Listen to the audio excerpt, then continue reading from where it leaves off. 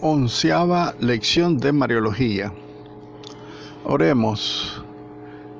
Divino Padre Eterno, en nombre de Jesucristo y por la intercesión de la siempre Virgen María, envía a mi corazón al Espíritu Santo. Espíritu Santo, Dios de infinita caridad, dame tu santo amor.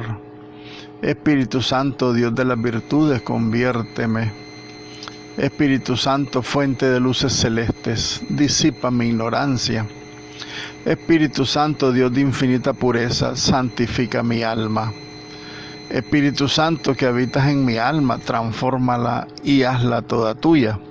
Espíritu Santo, amor sustancial del Padre y del Hijo, permanece siempre en mi corazón. Amén. Bienvenidos pues a nuestra lección número 11 de Mariología. Vamos a tratar hoy el capítulo 8 de nuestra bibliografía y vamos a tratar el tema, por lo tanto, de la maternidad divina de la Santísima Virgen María, de la Bienaventurada Virgen María, dice el Concilio Vaticano II. Una breve introducción. Después hay 6 elementos, incluida la introducción, que componen este 8º capítulo. El segundo elemento es la maternidad divina en las Sagradas Escrituras, la maternidad divina a lo largo de la historia de la Iglesia, las dimensiones de la maternidad divina, la elección de Santa María como Madre de Dios, y el número 6, eminente dignidad de la maternidad divina. Veamos la introducción. Y es que la maternidad divina constituye su razón de ser. Es la más profunda razón de su existencia. Y es el lugar que ocupa en el plan divino de salvación. Es el misterio central de la vida de Nuestra Señora, en el que se fundamentan los demás misterios concernientes a ella, todas las prerrogativas y dones que fueron depositados en ella. Todo en María gira entonces en torno a la persona y a la misión de su Hijo Jesucristo, el Verbo de Dios encarnado. Y parafraseando un poco la Lumen Gentium en el numeral 19, se puede decir que si solo en el misterio de Cristo se esclarece plenamente el misterio del hombre, entonces solo en la maternidad divina se esclarece el misterio de María. Y se esclarece también el lugar que ocupa en la economía de la salvación. Es un lugar eminentemente grandísimo, altísimo. Y haciendo apología, yo diría, no sé por qué quieren que la vida de la Santísima Virgen María termine desterrada como cualquiera de nosotros, incluida la muerte. Yo creo que es demasiado grande el lugar que Dios la puso, que no podemos desechar todo lo que a lo mejor con exageración se le rinde a ella, toda la veneración y todo el culto que se le rinde a ella. Pero dice el Papa Pablo VI en Marialis Cultus que por muy exagerado que sea la devoción a la Santísima Virgen María, nunca vamos a igualar la devoción que le tuvo su mismo Hijo Jesucristo. Bien, la Lumen Gentium número 61. Lo esencial y la totalidad referenciada de la Santísima Virgen María a su maternidad divina viene subrayada por la decidida afirmación de que su elección como madre, tiene lugar en la misma decisión divina de la encarnación del Verbo de Dios. Entonces tiene el mismo nivel, digamos así, que fue incluida la referencia de María Madre en esa decisión divina de la encarnación del Verbo. La encarnación del Verbo no puede estar desligada, por lo tanto, nunca de esa decisión divina de que si vamos a encarnar tenemos que poner a alguien donde se encarne, ¿verdad? Entonces ese es el papel de la maternidad divina de María. Ahora bien, esta maternidad viene descrita como una auténtica maternidad humana, ¿verdad? Que no podemos desechar la maternidad humana porque verdadero Dios y verdadero hombre es Cristo Jesús, su Hijo. Y esto incluye necesariamente el plano biológico, pero que abarca muchos más aspectos, no solamente la maternidad humana. Es una maternidad que Santa María Virgen va desplegando a lo largo de toda su vida como colaboradora del Redentor. Dice el Papa San Juan Pablo II en la Redentoris Mater número 8 que madre e hijo aparecen así indisolublemente unidos en el plano divino. Miren que aquí hay una dignidad grandísima, incluso San Juan Pablo II la equipara pues a la comunión que tiene ella con su hijo, que es tal que es indisoluble esa unión, incluso en el plano divino. Por eso ya no podía quedarse aquí en la tierra tampoco. Jesucristo tenía que llevarla a la gloria celeste para coronarla reina, que eso lo veremos más adelante. Bueno, segundo elemento del capítulo 8, la maternidad divina en las Sagradas Escrituras. La Sagrada Escritura, en la Sagrada Escritura no se afirma de una manera explícita, de una manera formal, que Santa María Virgen es la Madre de Dios, la Theotokos o la Dei Génetrix, ¿verdad? Sí se llama en la Sagrada Escritura, en cambio, a María la Madre de Jesús, la Madre del Señor, ¿verdad? Sin embargo, en esos mismos escritos se dice que Jesús también es el Hijo de Dios, es el Verbo eterno del Padre. Entonces, de aquí se infiere por deducción, como hizo la Iglesia ya en el siglo III, que Santa María Virgen debe ser venerada verdadera y propiamente con el título de la Theotokos, o sea, de Madre de Dios, porque su Hijo es el Logos, el unigénito del Padre, y por lo tanto Dios verdadero de Dios verdadero. Verdadero Dios y verdadero hombre también decimos en el credo. En el credo también decimos Dios verdadero de Dios verdadero. Veamos qué dice el relato de la Anunciación del Evangelio de San Lucas 1:35. En esta enseñanza de la Anunciación está directamente referida a la verdad cristológica, ¿verdad? En primer lugar, la maternidad de la doncella viene descrita como auténtica maternidad humana que tiene su origen en una intervención extraordinaria de Dios y a la que Santa María Virgen contribuye con su aceptación consciente y voluntaria, con su fiat. Entonces aquí vemos pues que esta maternidad humana de la Virgen María tiene una extraordinaria intervención divina.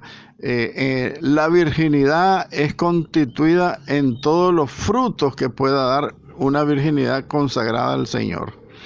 Por otro lado, también evoca toda esta reflexión de todas las prerrogativas, porque son intervenciones extraordinarias de Dios, todas las prerrogativas que ella recibe incluso antes de que su hijo naciera, antes de que Jesús viniera al mundo como Salvador. Ella fue incluso redimida anticipadamente en atención a los méritos de Jesucristo, Redentor del mundo. ¿Y cuáles son los méritos de Cristo, Redentor del mundo? Son infinitos.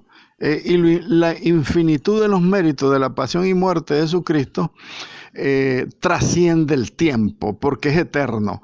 El fruto del sacrificio de Jesucristo son frutos eternos.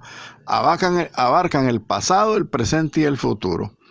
Y en segundo lugar, entonces, el relato de la Anunciación se trata del fiat de María, se trata de un consentimiento de la Virgen que procede de la fe, de la caridad y de la obediencia. Ella es fiel, ella cree, ella ama profundamente y es obediente al plan de Dios. Y esto significa que estas tres virtudes teologales estaban en ella de una manera infusa, o sea, el Espíritu Santo se las había infundido con mucha anticipación, incluso desde el momento de su inmaculada concepción, diría yo, porque así tiene que ser. Ella tenía que traer todas esas prerrogativas desde el momento de su existencia terrena, porque era la manera de que ella se mantuviera pura y limpia, pero nunca, fíjense ustedes, nunca se le violó su libertad. Ella lo decidió de una manera totalmente libre. Así que ahí no tenemos que tener ninguna duda en el gran mérito que tiene, por lo tanto, la Santísima Virgen María. Y también esto implica la santidad personal de Santa María Virgen y de su entrega total a la obra de la redención, ¿verdad? Entonces, este consentimiento libre, este fiat de María, totalmente libre, insisto, forma parte del concepto adecuado que nosotros debemos de tener, por lo tanto, de su maternidad divina. No podemos ponerla en tela de duda, por lo tanto. Otro texto del Evangelio, no tanto del Evangelio, en la misma Sagrada Escritura, pero este es de las cartas de San Pablo a los Gálatas, el capítulo 4, hablando de la filiación divina de Jesucristo. Se sostiene de una manera implícita, pero clara, en este texto de San Pablo a los Gálatas, esa maternidad divina, ya que el término de la acción generativa expresada en este texto de San Pablo es el verbo, ¿verdad? O sea, quiere decir que San Pablo está hablando del verbo de Dios que se encarna y es generado en ese sentido del vientre de la Santísima Virgen María. Por eso viene en este texto de San Pablo de una manera implícita, pero bien clara, esa maternidad divina de la Santísima Virgen María. Otro texto de San Pablo en la carta a los Romanos, capítulo 9, es una doxología. Recuerden que la doxología es como el broche de oro de la acción litúrgica de la iglesia, ¿verdad? Acuérdense que cuando ya termina la consagración, todo lo que el rito pues de la consagración, de la liturgia de la Eucaristía, se cierra con una doxología que es una acción de gracia, alabanza y adoración a Dios, porque dice la liturgia: por Cristo, con Él y en Él, a ti, Dios Padre Omnipotente, en unidad de Espíritu Santo, todo honor y toda gloria, por los siglos de los siglos. Amén. Esa es una doxología referida a San Pablo en la carta a los Romanos, capítulo 9. Incluso el mismo gloria al Padre, al Hijo y al Espíritu Santo que repetimos todos al final de cada misterio, de cada decena del rosario, son doxologías que son oraciones como que cierran con un broche de oro las distintas partes del rosario, en el caso del rosario. Entonces, esta doxología de San Pablo afirma que Cristo desciende según la carne de los israelitas, y también dice San Pablo que es Dios bendito. En consecuencia, la mujer de la que procede Jesús, carne de los israelitas, es la carne de María. Entonces, de la mujer de la que procede Jesucristo según la carne, debe ser por lo mismo que Él es la madre de Dios, porque Él es Dios bendito, dice San Pablo. Por su parte, el Evangelio de San Mateo, el capítulo 1, 21, de forma directa se atribuye a Jesús el carácter divino, porque es la nueva alianza a la que está refiriendo San Mateo, la nueva alianza en la que el pueblo de Dios el pueblo de Israel será tanto de él como de su Padre. El pueblo de Israel es de Jesucristo y es del Padre. Entonces, esta tesis de San Mateo se refuerza con el objeto de la salvación, porque dice el texto, los salvará, los limpiará, los liberará de sus pecados.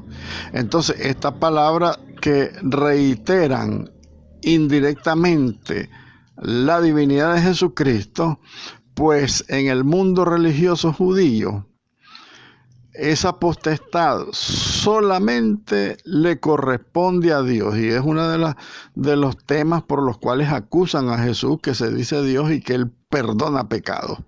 Y esa es de las principales acusaciones que le hacen a Jesús, que se equiparaba con Dios, que perdonaba los pecados. Y para los judíos, en la cultura religiosa de los judíos, pues ellos no aceptaron eso, porque solamente a Dios le corresponde el perdón de los pecados. Por ese motivo acusan a Jesucristo de blasfemo, cuando en su nombre propio Él perdona los pecados, ¿verdad? Recuérdense los milagros que hacía. Tus pecados te son perdonados, les decía a los beneficiarios de sus milagros.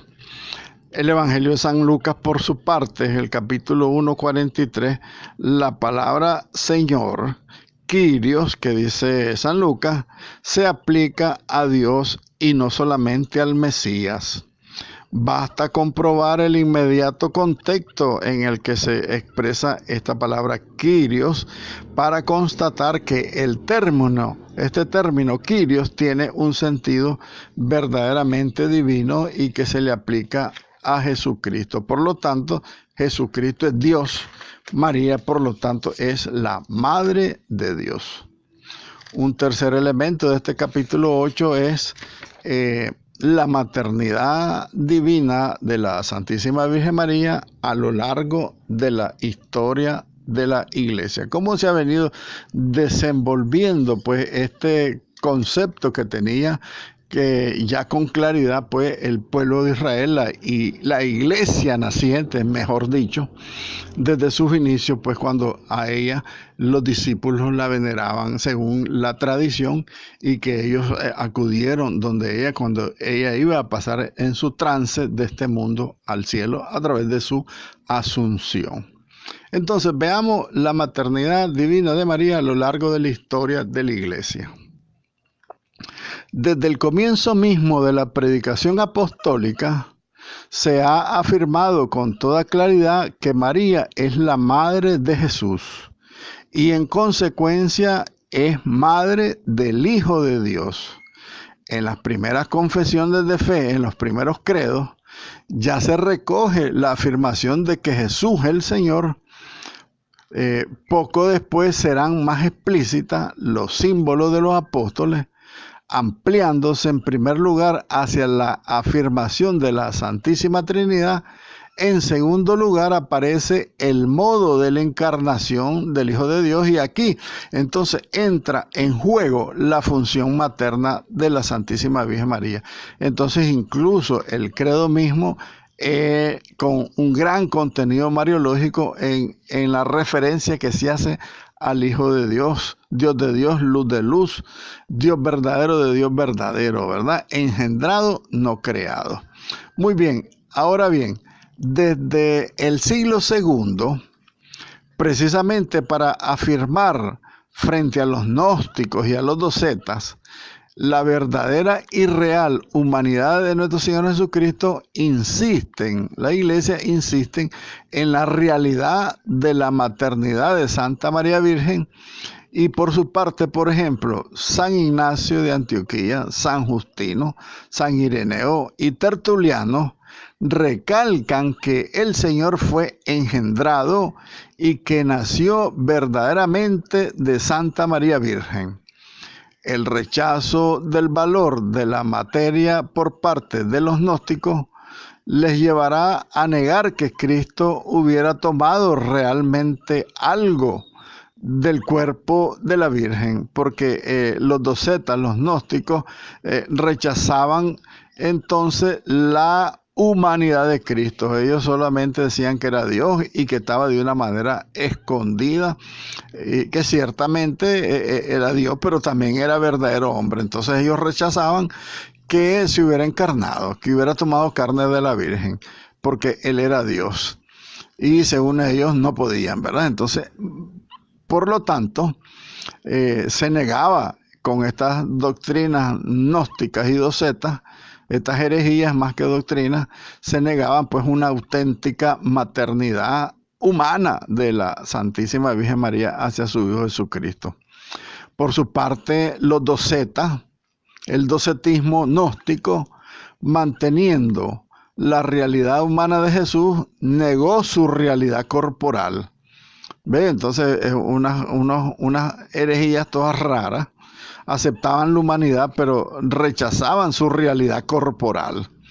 En este ambiente, la maternidad de María se convierte en garante de la verdadera humanidad del Señor, verdadero Dios y verdadero hombre. Es garantía entonces la maternidad humana de María, de esa verdadera humanidad del Señor, valga la repetición.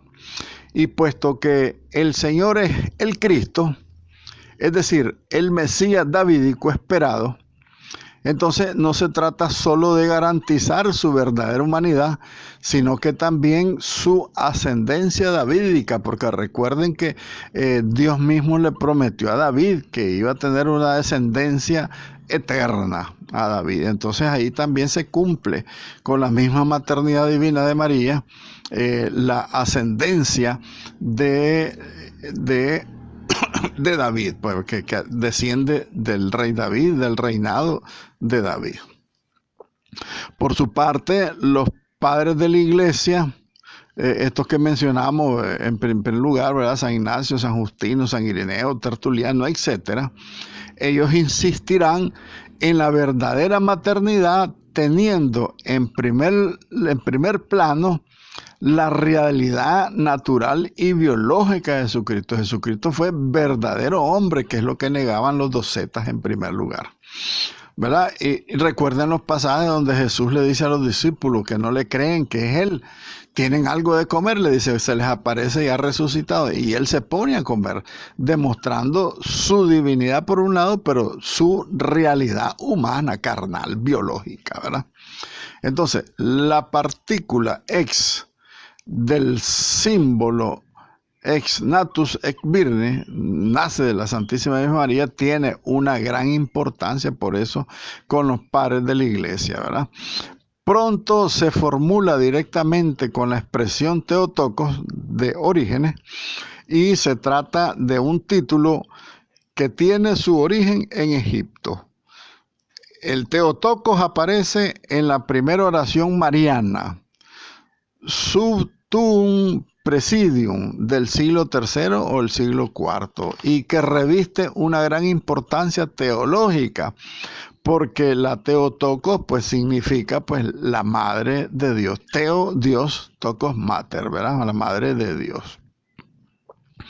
Avanzando un poco más en el siglo IV, el uso del término Theotokos se encuentra ya generalizado en la cultura cristiana de la iglesia naciente de los primeros 3 y 4 siglos.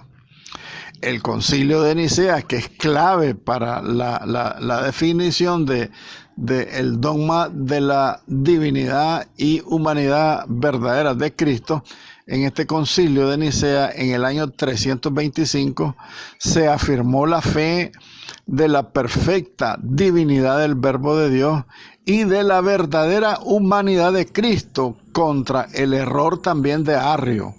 Arrio negaba por su parte la divinidad de Cristo, era todo lo contrario de los docetas. Los docetas negaban la humanidad, Arrio negaba la divinidad. Entonces, Arrio mantenía que el Verbo no era Dios. Pero el Padre, Jesucristo, decía Arrio, que no era Dios como el Padre, era otra cosa. Decía que era un ángel y que después Dios lo asumió como su hijo. Decía también Arrio que era una criatura, la criatura más excelsa producida por el Padre, decía, ¿verdad? Pero no lo reconocía como Dios. Entonces, no hay ninguna alusión mariana en el Concilio de Nicea, pero esta alusión se hará en el segundo concilio de Constantinopla en el año 381. A ver, como 70 años después, un poco más o menos, de que en los dos concilios, ¿no? Concilio de Nicea, 325, segundo concilio de Constantinopla, 381. Los dos concilios se complementan por su parte, porque el concilio de Nicea no menciona la maternidad divina de la Virgen, pero sí el concilio de Nicea afirma pues la perfecta divinidad del Verbo de Dios y la verdadera humanidad de Cristo, ¿verdad? Contra el error de los arrianos. Pero la parte mariológica pues no entra, ¿verdad? No hay ninguna alusión mariana en el concilio de Nicea, pero esta alusión la va a hacer 70 y pico de años después el segundo concilio de Constantinopla en el año 381. Y la formulación griega original, el neumatos agoin kai Marías tes paternon, que tiene sus antecedentes en la confesión de fe de San Epifanio, esta fórmula presenta solamente una proposición de ex que apunta al origen del Verbo encarnado en cuanto tal, ¿verdad? Y afirmándose por eso tanto la maternidad divina más bien de la Santísima Virgen María como su maternidad virginal.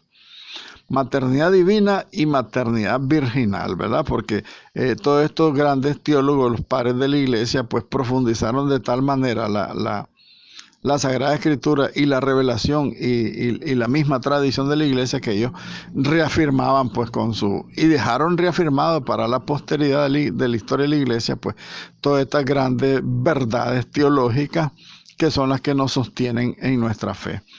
Entonces, Epifanio afirmaba que la maternidad divina de María también tenía que contemplarse como también su maternidad virginal.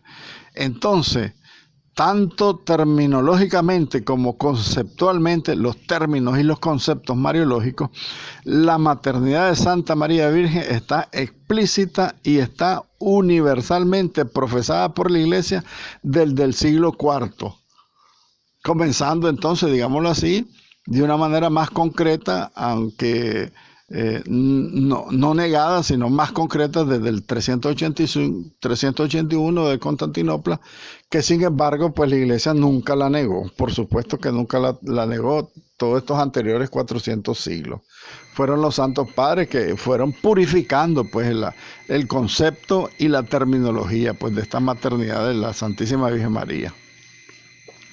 Vayamos al siglo V.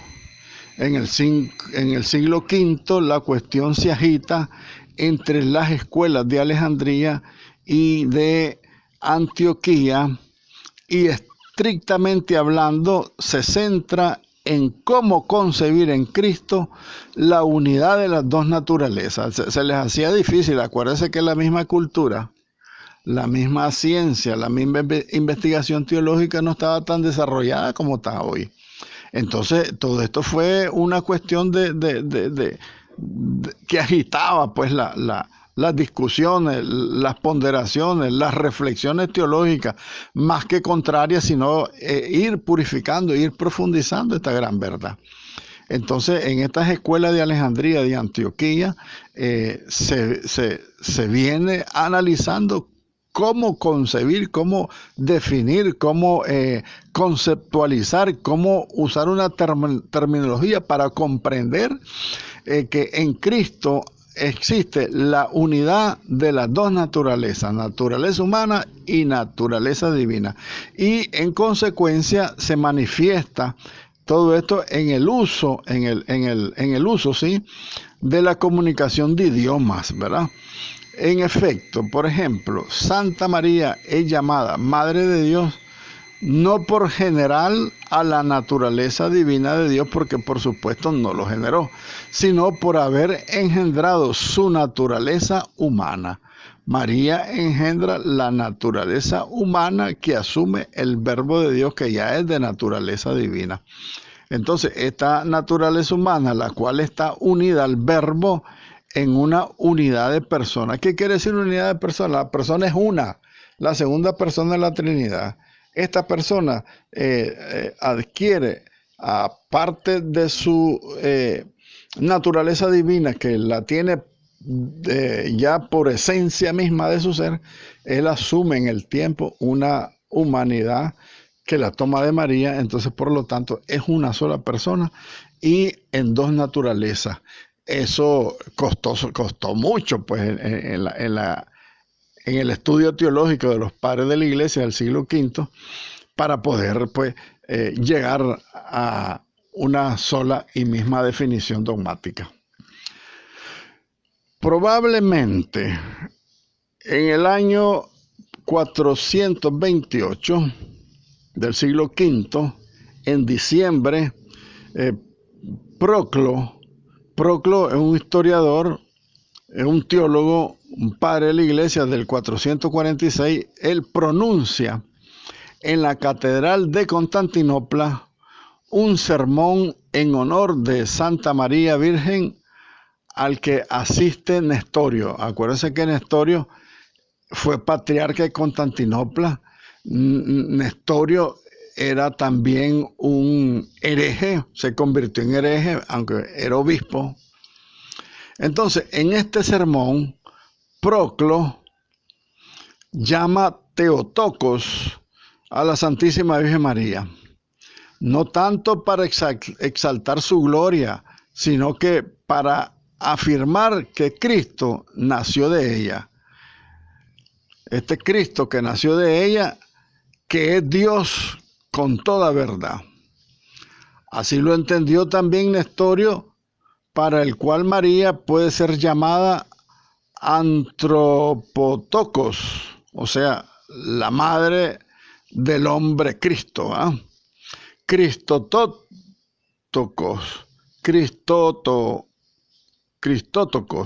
correcto. Cristótoco, madre de Cristo, pero no madre de Dios. Eso es el gran problema de Nestorio, que rechazaba la maternidad divina, ¿verdad?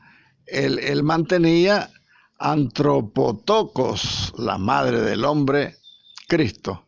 Cristotokos, madre de Cristo, pero no madre de Dios, es lo que él decía.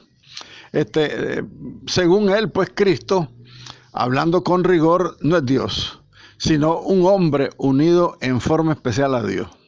Esa era la doctrina de Nestorio. Entonces, al terminar de hablar Proclo, el mismo Nestorio subió al púlpito para exponer este pensamiento, rechazando expresamente aplicar a la Virgen el título de Theotokos. Entonces lo hizo público, su herejía. Así de triste, pues, la realidad de los herejes, cómo termina. Entonces, la reacción de la Iglesia frente a Nestorio, como es sabido, esta reacción de la Iglesia tuvo un liderazgo que fue San Cirilo de Jerusalén. Él lideró esta reacción en contra de Nestorio.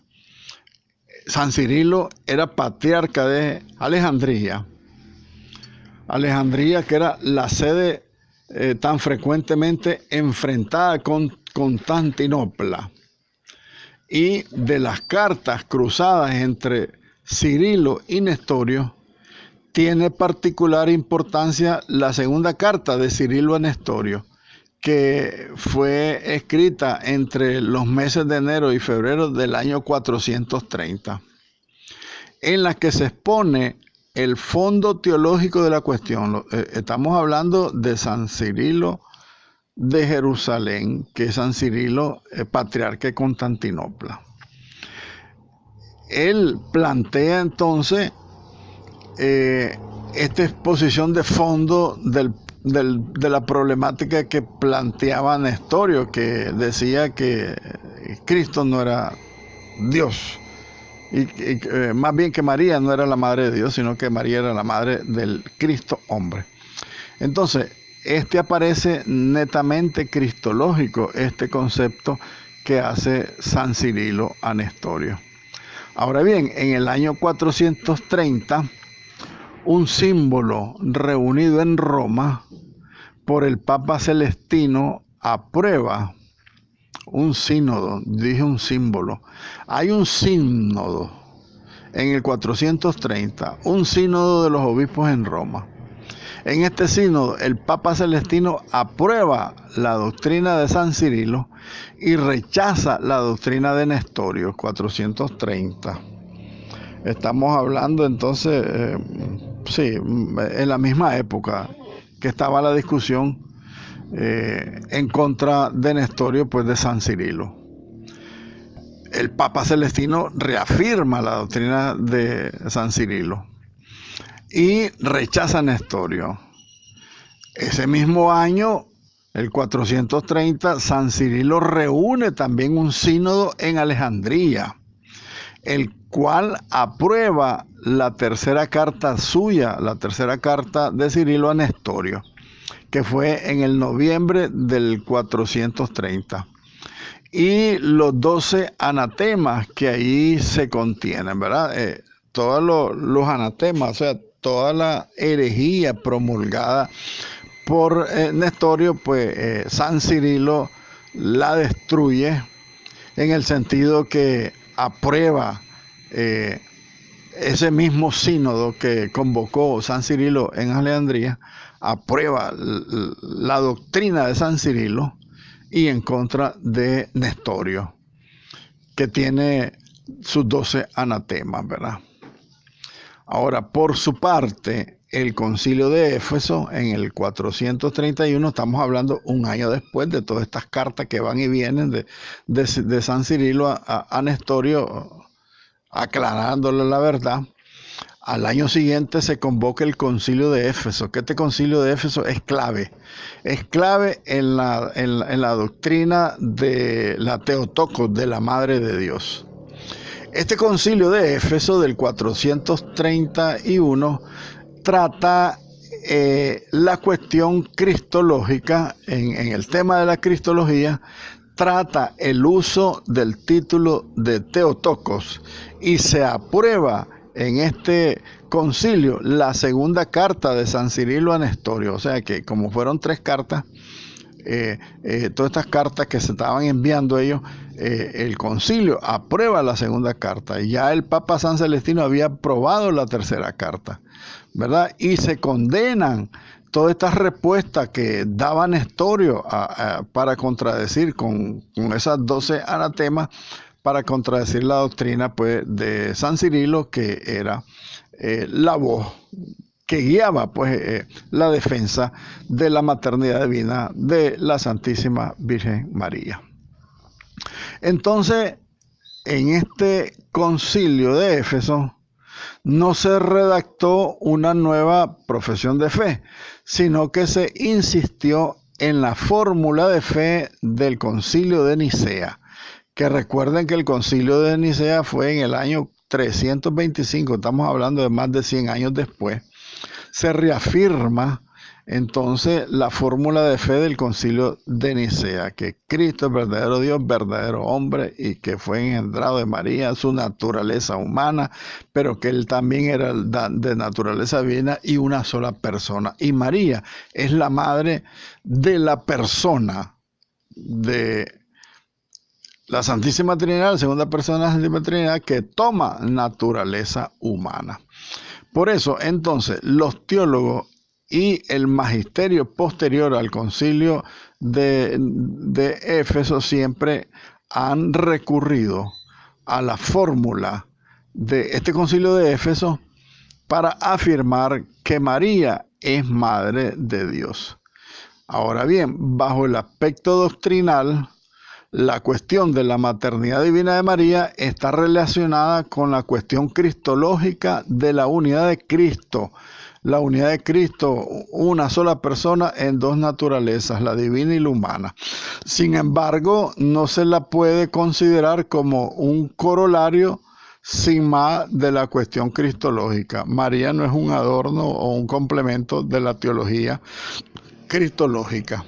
Y este concilio se define, en este concilio se define dogmáticamente a María, se promulga entonces en el concilio de Éfeso el primer dogma de María, ¿verdad? Este concilio se define dogmáticamente a María como la Theotokos, la Madre de Dios, y a la vez se muestra la inseparabilidad y la íntima conexión entre los misterios de la encarnación y de la maternidad divina, la maternidad de María. Entonces no podemos separar la mariología de la teología, de la cristología, y no podemos separar la cristología tampoco de la mariología. Siempre que hablemos de María, estudiemos a María, tiene que ser en base y centrada, en primer lugar, en Jesucristo, su Hijo Redentor del hombre, verdadero Dios y verdadero hombre. Pasemos al Concilio de Calcedonia. El Concilio de Calcedonia fue realizado en el 451. Esto quiere decir que fueron 20 años después del Concilio de Éfeso. Concilio de Éfeso 431, Concilio de Calcedonia el 451. Ahora bien, en este concilio, dentro del símbolo de la fe cristológica, aparece un inciso mariano que conviene analizar. Vamos a ver qué es lo que incluye el Concilio de Calcedonia, ¿verdad?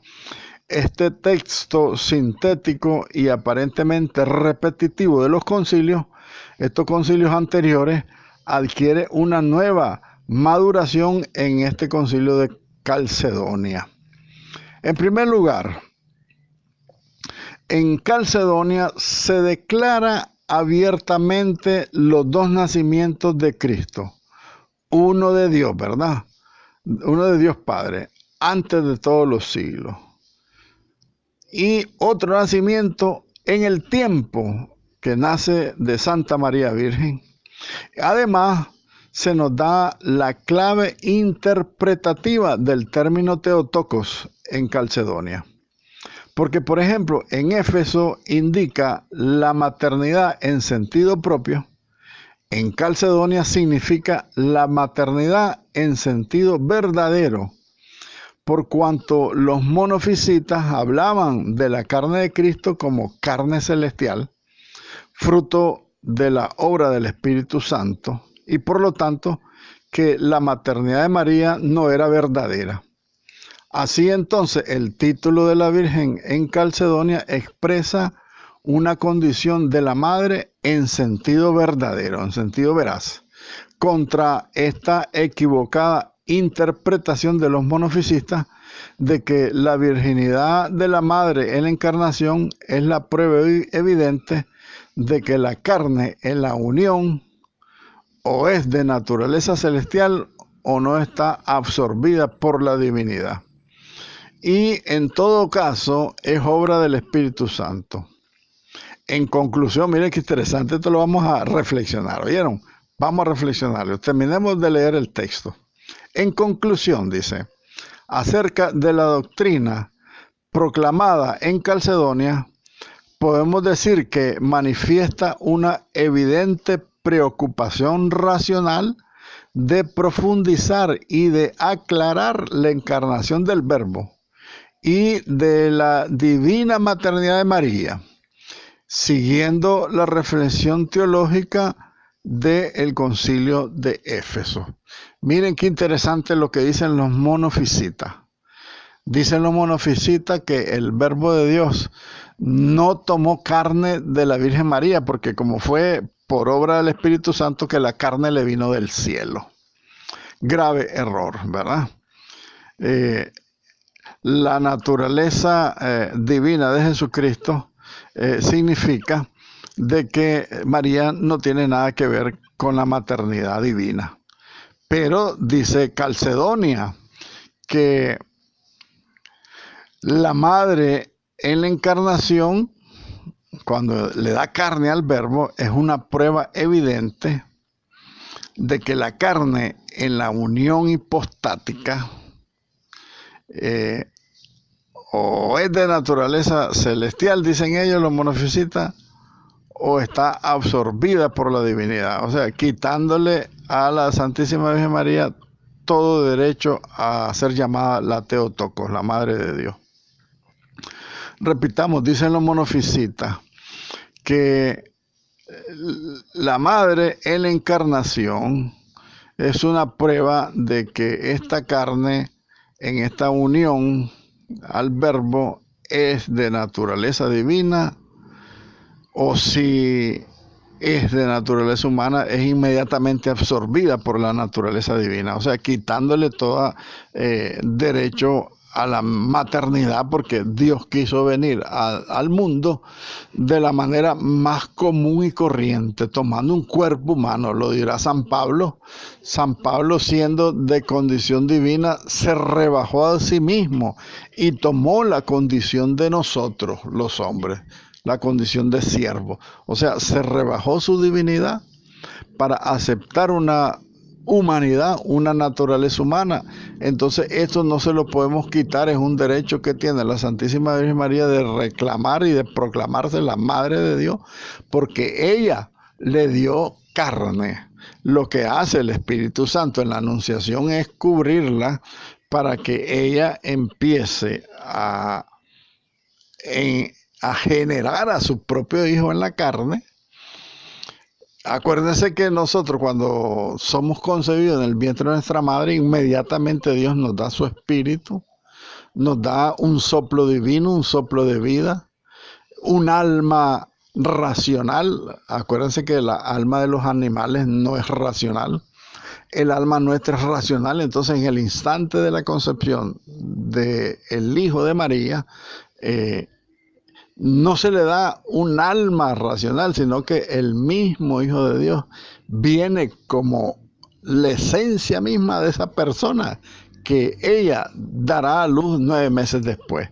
Esa es la reflexión maravillosa que hace Calcedonia, ¿verdad?